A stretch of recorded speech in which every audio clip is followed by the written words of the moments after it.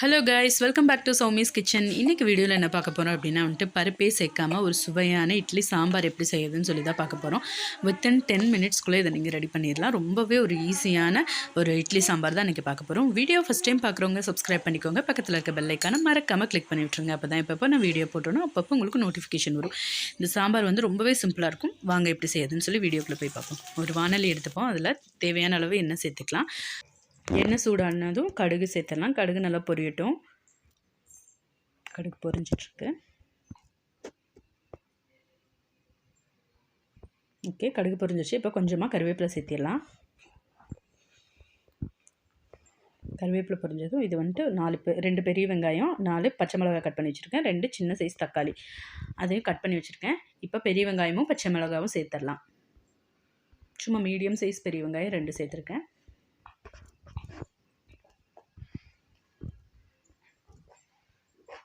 சேர்த்தாச்சு. இதை நல்லா வதக்கி விட்டுறலாம். கொஞ்சமாக தேவையான அளவுக்கு உப்பு சேர்த்துட்டு கொஞ்சம் நல்லா வதக்கி விட்டுறலாம்.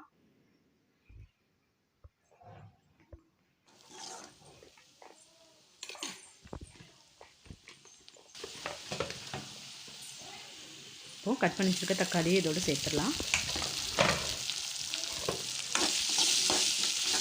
தக்காளியை நல்லா வதக்கி விட்டுறலாம். தக்காளி கொஞ்சம் உப்பு சேர்த்துட்டு நல்லா வதக்கிட்டுலாம். வெங்காயம் தக்காளி வதங்கும் போது உப்பு சேர்த்தணும். அப்போ தான் நல்லா வதங்கும்.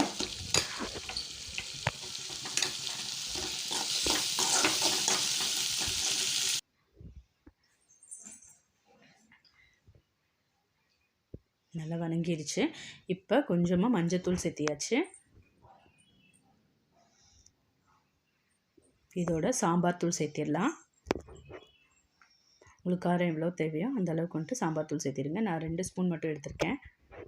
ப்ளஸ் இதோட மிளகாத்தூள் சேர்த்திடலாம்.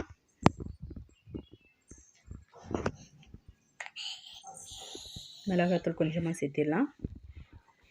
சேர்த்து நல்லா எண்ணெயிலேயே அதை வதக்கி விட்ருங்க. அந்த மசாலாலாம் எண்ணெயிலே நல்லா வதங்கட்டும். எல்லாம் நல்லா வதங்கிடுச்சு. பாருங்கள், கலரே நல்லா சேஞ்ச் ஆயிரும்.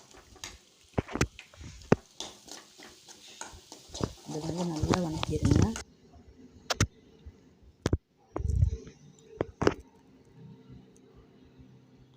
நல்லா வதங்கிடுச்சு. இப்போ தண்ணி சேர்த்துடலாம்.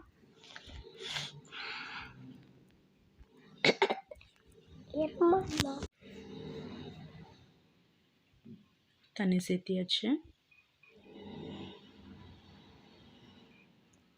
ஓகே, இப்போ இது ஒரு 5 நிமிஷம் அப்படியே விட்டுருங்க. நல்லா கொதிக்கட்டும். கொதித்து கொஞ்சமாக வற்றும். அந்த அளவுக்கு நல்லா விட்டுருங்க. இந்த மாதிரி கிடச்சிரும். இப்போ கொஞ்சமாக தேங்காய் சுரவி எடுத்துருக்கேன். ஒரு 1/4 மூடி தேங்காய் சுரவி எடுத்துக்கலாம். இதோட பொட்டுக்கடலை சேர்த்திடலாம். கொஞ்சம் கொஞ்சமாக எடுத்து ஒரு 2 கை போட்டிருக்கேன்.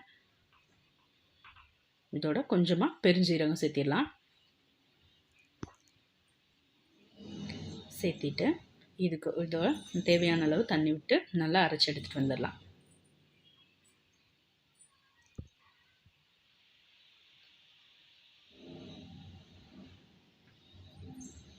அரைச்சி எடுத்துகிட்டு வந்தாச்சு. இப்போது இந்த அரைச்சி எடுத்ததை நம்ம ஆல்ரெடி கொதிச்சிட்ருக்க அந்த குழம்புல சேர்த்திடலாம். சேர்த்து நல்லா மிக்ஸ் பண்ணி விட்டுருங்க.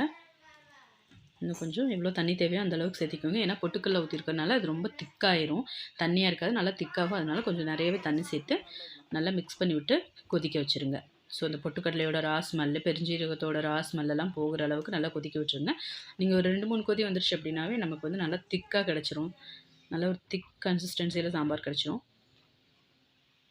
இதுக்கு பருப்பு எதுவுமே தேவையில்லை. காலையில் ஒரு 10 மினிட்ஸ் கூட நம்ம இதை ஈஸியாக ப்ரிப்பேர் பண்ணிடலாம்.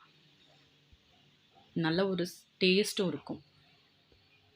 ஓகே, அவ்வளோதான். நமக்கு சுவையான பருப்பு இல்லாத சாம்பார் ரெடி ஆயிடுச்சு.